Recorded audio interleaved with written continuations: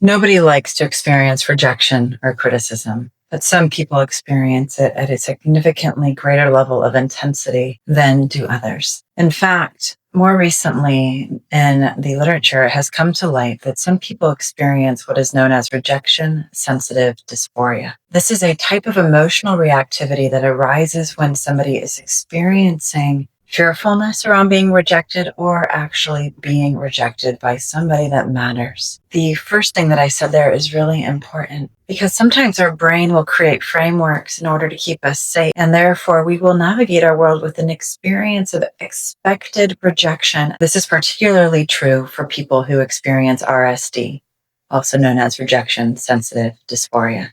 Living in this type of brain can feel crazy making.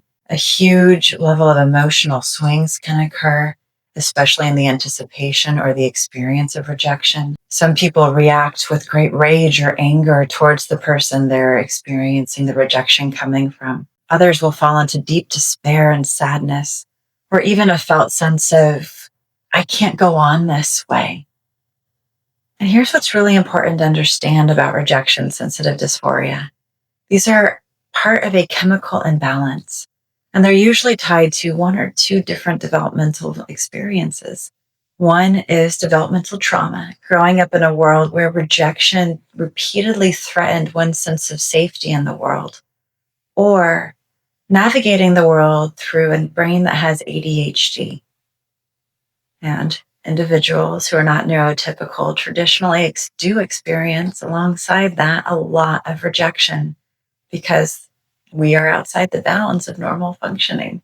In some ways, it's a superpower, but in others, it leaves us deeply vulnerable to being rejected, abandoned, and hurt. One of the things we know now about this experience is that this is simply a dysregulated nervous system that's hyperreactive, highly sensitive, and really, truly tender and caring. And it's our little friend, Amy, the amygdala, putting her dukes up or shutting herself down in order to stay safe. And what do we know about CPR for the amygdala? It wraps that warm, fuzzy blanket around Amy to let her know that we're okay in the here and the now.